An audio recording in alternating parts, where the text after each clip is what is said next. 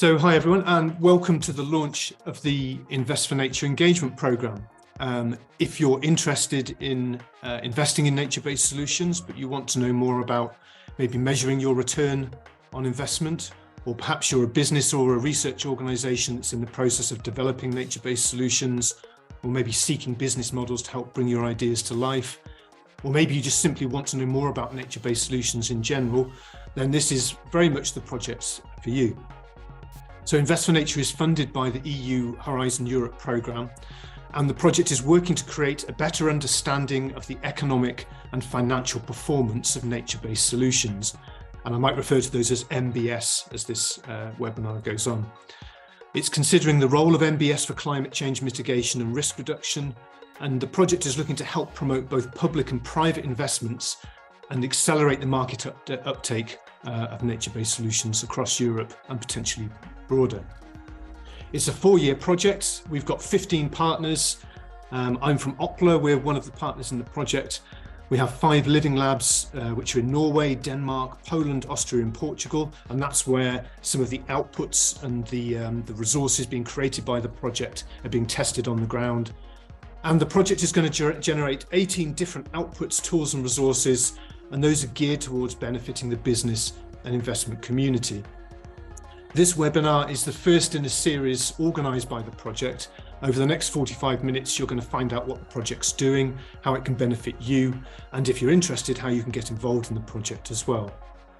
So we know that nature-based solutions are on the rise, but the full range of economic and societal benefits of nature-based solutions aren't widely understood, and therefore these benefits aren't sufficiently used to support business and investment cases. So before we get into the detail of this, what are nature-based solutions? Maybe some of you here are hearing this term for the first time. So in a very simple way, nature-based solutions is all about tackling environmental and socio-economic challenges in ways that benefit people, but also nature. So nature has to be a part of a nature-based solution.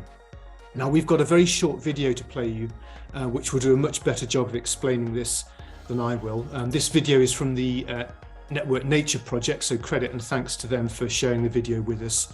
And just for the next 2 minutes, we're just going to play you this video, and this will explain what nature-based solutions are.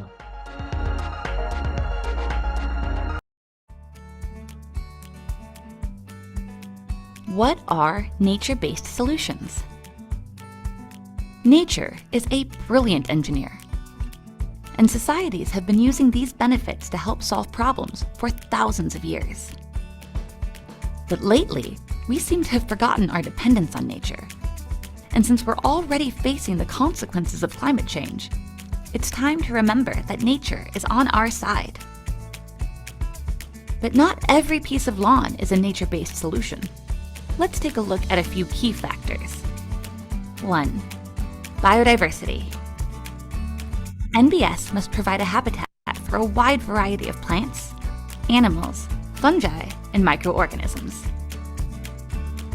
2. Resilience and mitigation of climate change effects. In supporting nature, NBS build resilience. For example, replacing pavement with vegetation allows rainwater to directly enter the soil, reducing flooding. 3. Environmental, social, and economic benefits. Nature-based solutions can support livelihoods, create places for socialization, and enhance the ecosystem. 4. Cost efficiency. The benefits of NBS should outweigh the costs, generating income and savings in the long term. 5. Co-creation. The easiest way to guarantee that the initiative is successful is to involve different groups into the process and to learn from local practices and diverse knowledge. NBS should be combined with other actions to reduce fossil fuel reliance and conserve habitats to avoid greenwashing. NBS are a clever way to work with nature to protect biodiversity and improve the quality of life in our communities. You can find out more by visiting our website.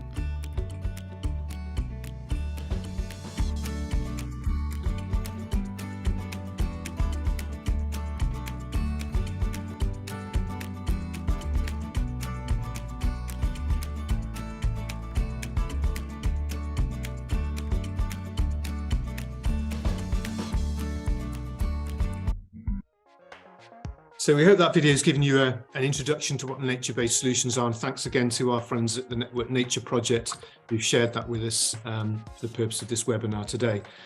So to start this discussion, we'd like to think about what are the challenges that the Invest4Nature project is set up to try and tackle.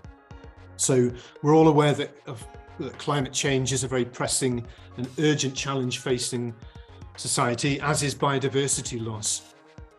In the space that Invest4Nature operates, we also have this challenge of there being a lack of financial data about nature-based solutions. NBS is still relatively new as a concept, and that lack of financial data can sometimes lead to a lack of investment and poor financial models. So to speak to these challenges, I'd like to introduce Dr. Ingrid Kaltenegger, who's the project manager of Invest4Nature. Ingrid works at UNM Research in Austria. So Ingrid, nice to see you today. So tell us a bit about what the challenges that the project is trying to address. What are we trying to do with Invest4Nature? Yeah, thanks a lot for this kind introduction, and welcome all who are interested in our webinar and in our project. So some of the challenges have already been pointed at from Paul and also in the video. I think the most prominent is what we see, what climate change does to our environment and also to us as people. We are facing more and more heat waves in cities. Maybe you have heard that in Spain we had more than 30 degrees already in March of this year. What's totally new, we had tornadoes last year in the Czech Republic. So climate change is really coming into Europe. So we all in Europe are suffering from these. And this is not only concerning our environment, but it's also concerning us as the people. So there are health risks, human well-being is not granted anymore, especially in the cities. You have a lot of sealed surfaces. There is the effect of heat islands you might have heard of. So there are a lot of things that are affecting our lives and our biodiversity at all. So we have to look for means to mitigate these damages, and also all these damages, they are causing costs, so that all affects also businesses, cities, politicians. So it's evident that we have to do something about that. But on the other side, as Paul already mentioned, there is missing financial data. So we know that there are effects and benefits, multiple benefits from nature-based solutions, but at the moment, it's not really easy to put them down. What are really the social benefits? So this is also part of our Invest4Nature project, that we try to find out how can we put down those data.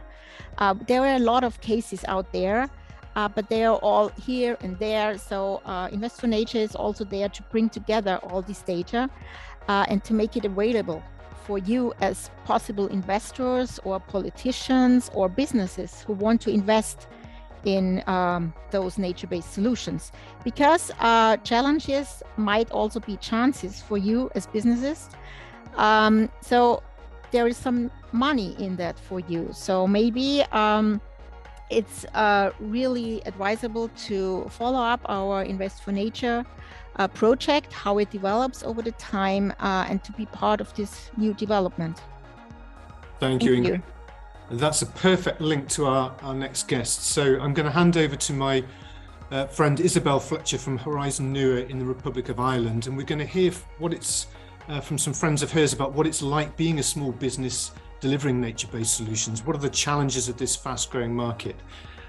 Isabel, I'll hand over to you to introduce our next guest. Great, thanks Paul. And I'm really delighted to have at the webinar today Jonathan Müller from Helix Pflanzen based in Germany. We know Jonathan and his father Hans from a previous project, Connecting Nature. And I think it's fair to say you're probably, well, you're a family firm involved in the whole area of nature, working with and for nature. I'm going to leave it up to you, Jonathan, to tell us exactly about Helix Pflanzen system, give us a little bit of background and how you got involved in projects like Connecting Nature with us, and then we might go on and discuss what it's like being a small business delivering nature-based solutions in the current environment. Yeah, thanks for having me today. I'll make it quick. I'm an architect myself. My father is an expert on plants. He's a horticulturist. And together we have a company, we run a business, something you see in my background, which is vertical greenery on houses, on walls, whatever it needs to get more green into urban areas mostly. So we're very much working with nature-based solutions, hands-on, trying to get more biodiversity, more cooling effects, more all the good stuff that comes from nature-based solutions into cities. And that's sort of why we, for, I don't know, the last 10 years, we got into these European funded programs with you, Isabel, with you, Paul, just because we figure there's such a huge need for green in urban areas that this could be also a business. So we've been always producing plants for 4th generations now, but using nature to actually tackle a problem that's very current, very out there, everybody can feel it in a summer where there's only concrete in a city, really motivates us, motivates me, myself as an architect to see, okay, what can we do? How can we design buildings with nature? So using nature to solve a problem in urban areas, which is kind of, yeah, our main goal, our main focus and why we do it. Okay, that's great. And thanks for such a concise summary there. But can I ask you a question? I mean, as a business delivering nature-based solutions, in terms of getting these solutions out into cities and securing, I suppose, the funding for your services, what are the challenges you face? I mean, do you have to go and convince cities and maybe other investors of the value of the nature-based solutions, not just from a sort of environmental aspect, but how do you convince them that these are worthwhile? That's the main question we're facing every day. What's the value of nature? We all take nature for granted in some ways, I guess. So we see a tree and we know it's good for our health, it's good for our environment, but I don't have to pay for that tree that it's there. So our goal is to sort of convince investors and municipalities and whoever we work with to say, okay, how can we monetize nature? Like, how do you get a benefit out of our work at Helix? How can you use the benefits of oxygen production or CO2 binding or whatever the benefits are of nature that are out there? They're traceable, but how can you make that sort of worth money at the end of the day? Because that will then fund our maintenance for green walls, because nature has to be maintained in some ways or another, and so there's costs that will be there for as long as the green wall is out there, and we're trying to figure out how we can use the values of green to sort of in the final process finance maintenance that can go on forever, so everybody has sort of a win-win situation out of it, and by that cooling the planet, or at least the microclimate in cities. And it's a tough one. I don't have all the answers yet. We're in some sort of research programs where we're trying to figure out what is the value, how big of a value can our products deliver. I just always have this sort of idea of a solar panel. We all know that the sun can produce energy, and energy equals money. But when do we get to a certain point where nature and the benefits of nature equal money as well? That'd be the big question to solve in these kind of projects, and that's why Invest4Nature is such a good point to get that conversation started. Great. Listen, thank you so much, Jonathan, for giving your time today. I'm going to hand back to Paul because I'm hoping maybe that we might get some insights from I'm hoping we will get some insights from our other partners now as to how we might begin some of this. Over to you. Thanks, Isabel. Thanks, Jonathan. Jonathan, please put your website URL in the chat as well for anyone who's interested. Yeah, sure, will do. Yeah, thanks both.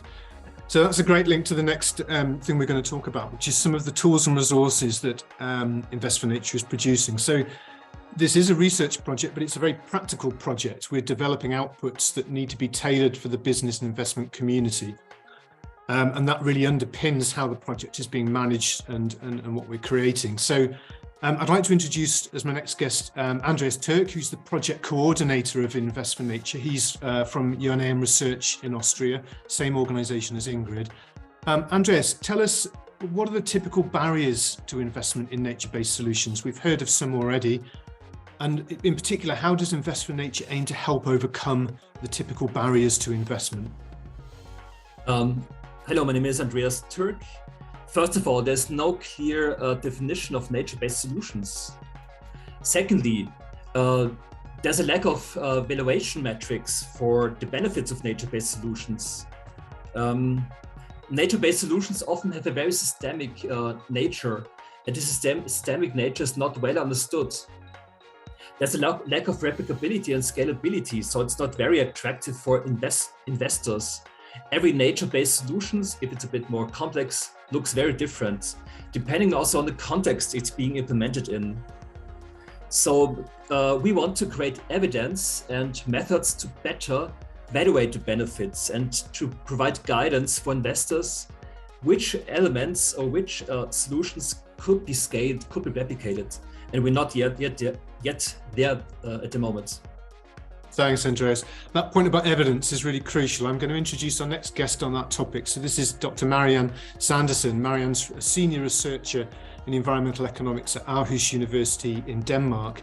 So we know that the evidence about the economics of nature-based solutions is very important for business and investment decisions. Marianne, tell us about the work that Invest4Nature is doing to help support better decision making. Yeah, thank you. Very exciting to have this first webinar and look forward to the next ones.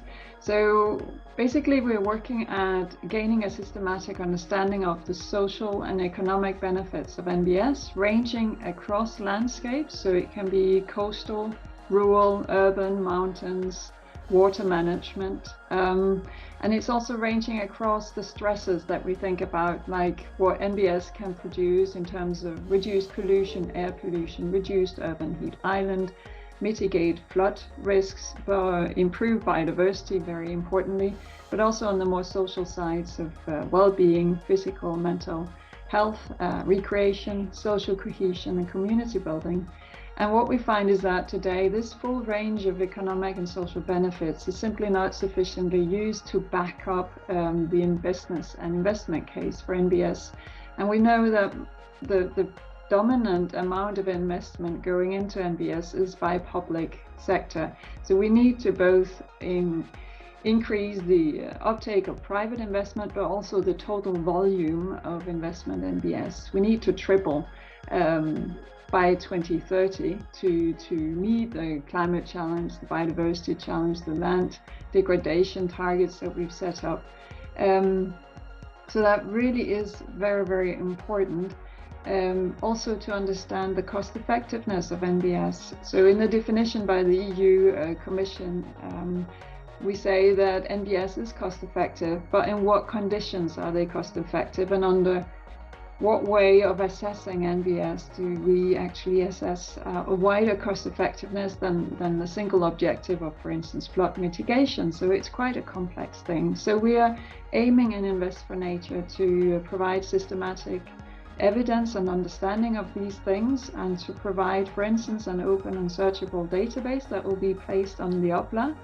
And we really want to engage also with you out there in the community to see what is the important elements of this. So we are working on this at the moment and look very much forward to using the marketplace to engage with you.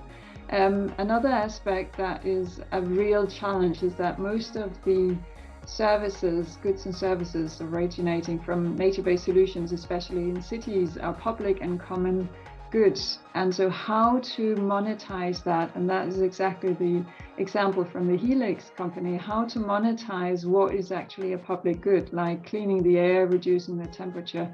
And that we're also looking at the different ways of setting up financing mechanisms, incentives, and partnerships. So watch this space. Thanks, Marianne. That was excellent.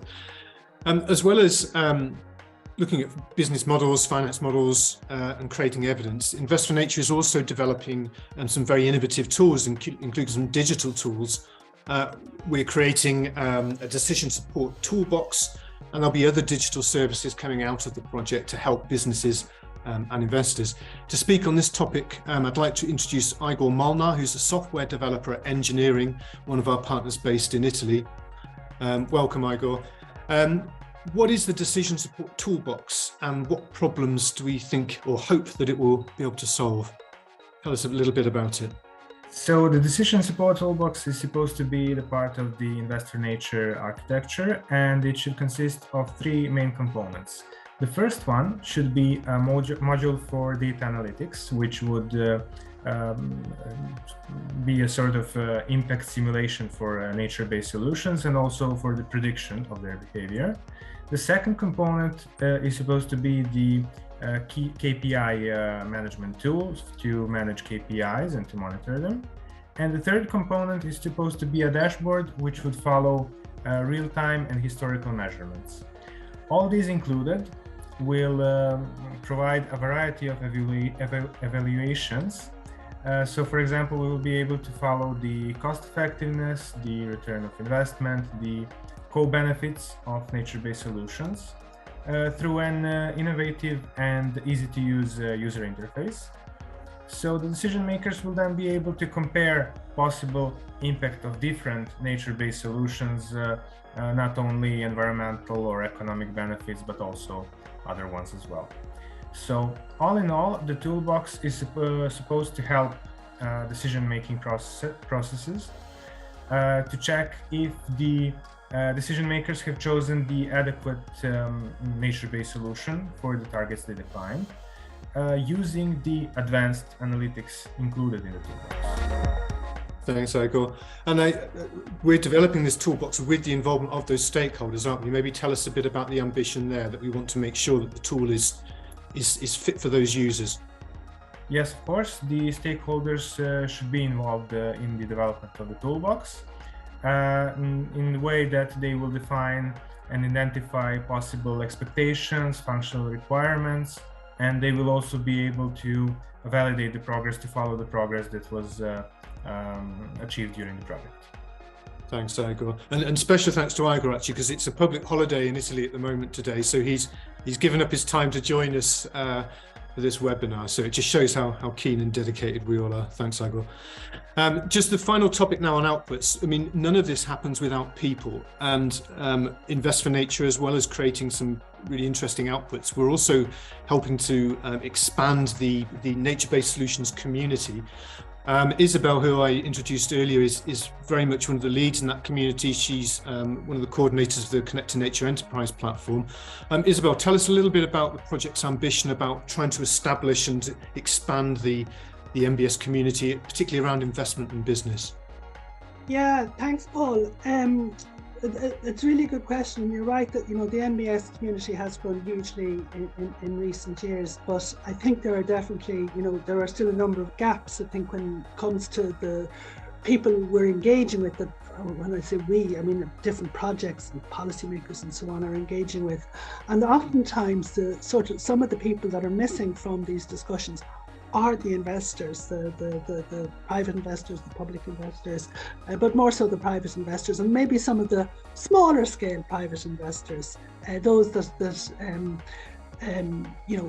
are interested in getting involved. And really that's the kind of audience we're trying to stimulate here within Invest4Nature, is trying to identify who those players might be, and bring you into the conversation to work with us in Invest4Nature, just in terms of helping to identify the gaps and what's important for you, so that what we're creating through what Marianne and Igor have outlined will work for you. So your voice is really, really important.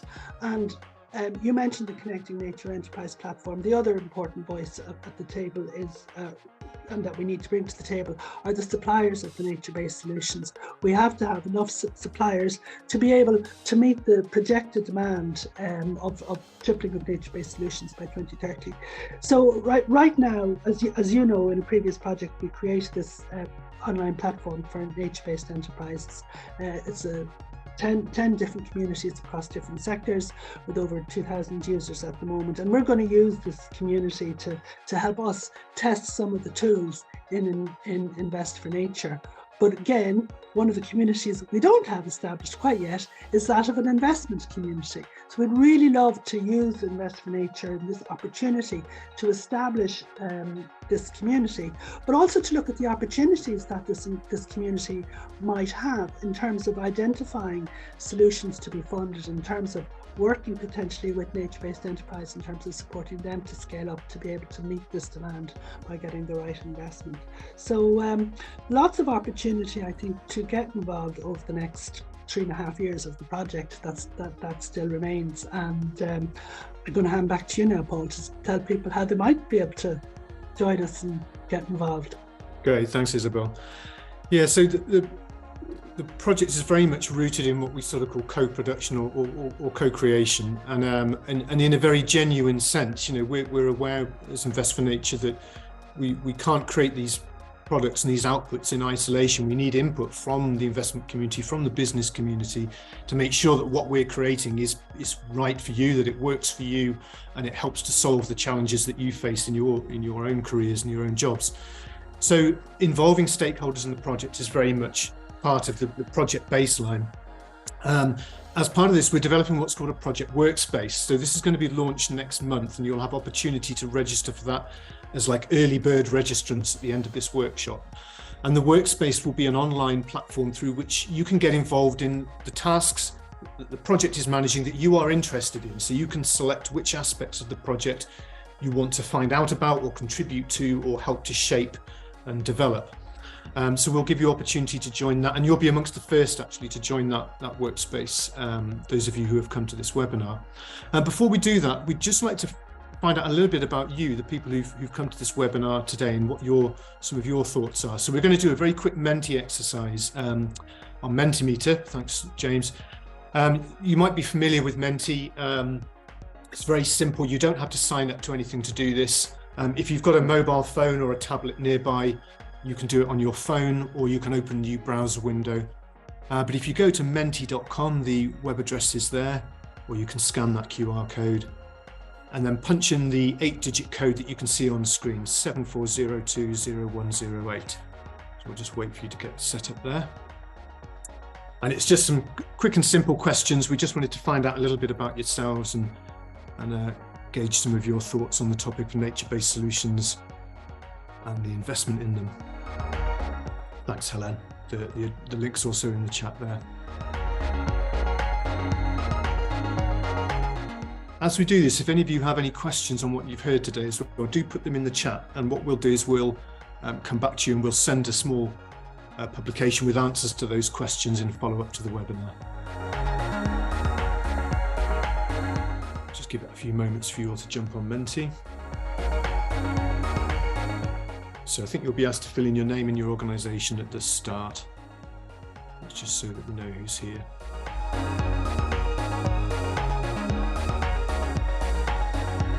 Just give it a little while for everyone to join.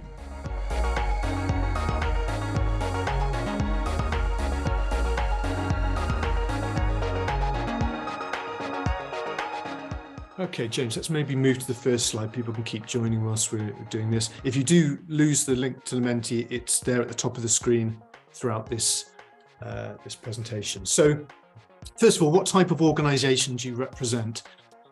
Let's see who we've got here today.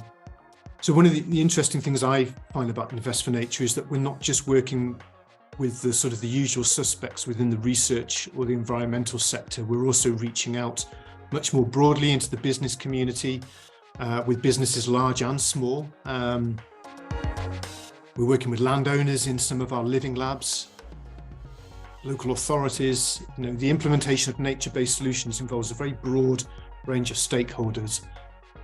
So the community that we need to build is very diverse. Now that's interesting. We've got quite a lot of you from other types of organisations, so please do let us know what your organisation is in the chat there. That'd be really useful. That's great. Yeah, non-profits, research institutes, that's great. Add those in there. Good to see we've got a large business and some landowners. That's useful. And this is one of, we've got almost a dozen events coming up with Invest4Nature online and in person. So as the event program rolls on, we'll also broaden this community, and we'll hopefully see some more diversity at future events too. Wow, there's a lot of you in the other category. That's really useful actually to know about our categorization there. So please do let us know what organisation you're from in the chat. Let's give it a few moments for people to finish adding their comments there. Yeah, and the living labs are, someone's mentioned that in the chat there, that's where we're really, they're like practical testing labs for the outputs that we're creating. As I mentioned before, we really want to make sure that the outputs of Invest4Nature are, ground truth, that they are practical things that we can put to use amongst the business and investment community as the project develops. So it's really important for us to test those outputs in real world cases. Again, as I've said before, it is a research project, but it has a very strong practical focus. That's a great question there, actually. Unfortunately, you can't start a living lab, but you are very welcome to join them. So Craig, if you, we'll come back to you on that. We'll send you some notes on the living labs and how you can get involved. There might be one local to you, depending on where you're based. Okay, let's move on to the next question, please, James. So we just thought this was, so who here has previous experience of EU-funded research projects? And don't worry if you don't, and it's fine if you do. But we just wanted to see what the split was. That's interesting. So most of you here, at least today, are familiar with EU-funded research projects. That's helpful. Those of you who aren't, welcome. It's really good to have you here, and it's certainly not a barrier that you have no experience of working on EU-funded research projects. In fact, it could be an advantage, and we certainly welcome your input in, again, helping to make sure that what we're doing here is practical and has real-world applications. It's also an opportunity. I'm not a researcher myself. I come from a business background, but I do find these projects really useful to get at sort of the cutting edge of research, to find out new things that are happening. They're great opportunities for learning and networking. All of you involved here will come away, no doubt, with more contacts for your address book, more ideas and more inspiration. So I think they're great projects and initiatives to get involved with. Let's move on to the next question, please, James. So on your screen now, you'll have little sliders that you can slide from left to right. So thinking about nature-based solutions, first of all, how much do you think you know about nature-based solutions? Is this a new topic for you, or is this a topic that you're very familiar with? So move the slider to the left if you don't know much, move it to the right if you feel that you know a lot. And then we'd like to know, does your organization develop or supply nature-based solutions? Is this an environment that your organization is active in? And do you invest in nature-based solutions? Perhaps you're from an organization that helps to fund projects. Are you helping to fund NBS? And the shape that you can see behind the sliders there, that shows where we've had the comments. So you can see the spread of the results. Thanks, James. So you can see there who's voted where. So that's good. So most of you are familiar with NBS. Again, don't worry if you're not. This is a great opportunity to learn about nature-based solutions and how they're relevant for what you're doing in your organization. It's good to see actually that we've got organizations here that are developing and supplying NBS, and some investors in NBS as well. That's really good. That's more than I expected actually at this first webinar, so that's a good start. Just give a few moments for you to finish with your sliders.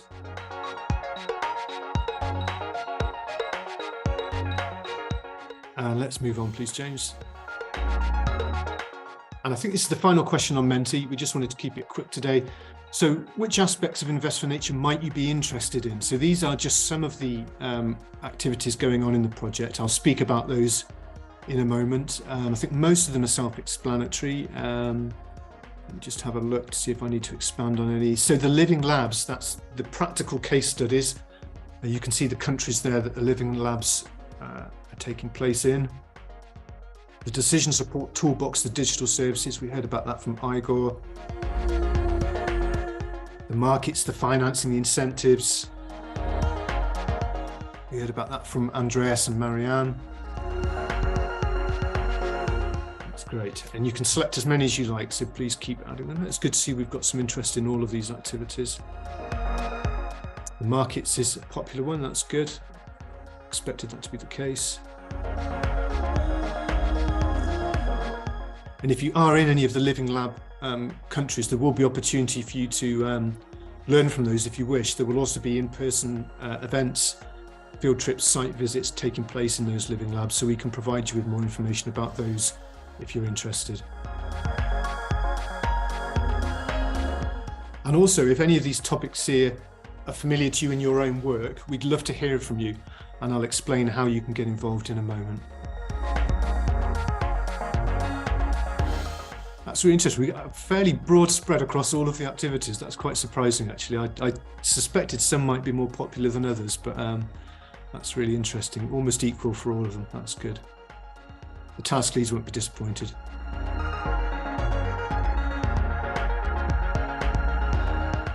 Okay, thanks very much. Cheers, James. We'll close that down. So just the final thing to mention is that we'd really love for you to sort of join us on this journey with Invest4Nature. There's tremendous opportunity to get involved in this project. The door's very open. I come from a business background. As I said, I got involved in the EU project as a stakeholder. I actually got involved contributing to a previous project. And from that project, the business I'm now involved with was born. So you can achieve quite great things from these projects by getting involved in them.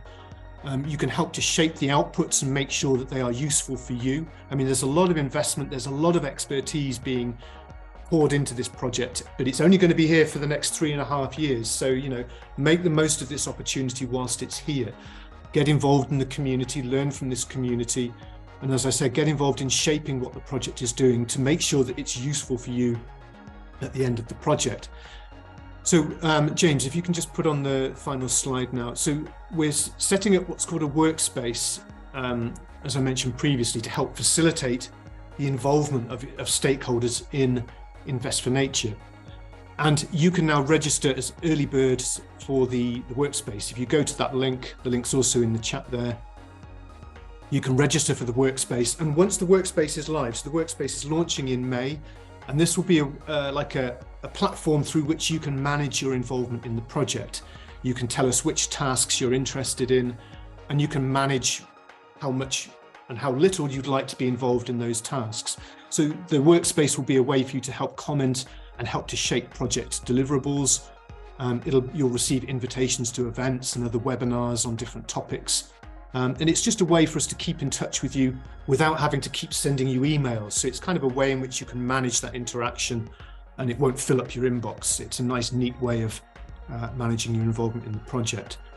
So I strongly recommend that you go to the workspace, set up an account, and in May we'll come back to you. You'll be the first to hear about the launch of the workspace.